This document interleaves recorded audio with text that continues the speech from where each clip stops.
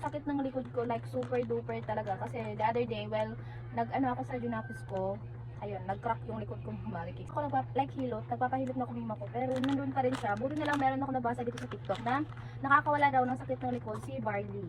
And konti na lang yung laman niya, mga makalma naman siya. So eto.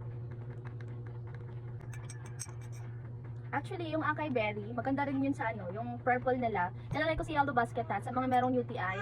Bet dun yun mga mima ko. Yun din, nakakapagwala sa akin mga marikis. Kasi super duper nilagnat na ako, super sakit na ng bewang ko that day. Tapos ayan, uminom ako ng acai berry, mga ilang sachet lang. Nawala na yung lagnat ko mga marikis. Kahit ano na yung ininom ko dun na ano ha, na medicine.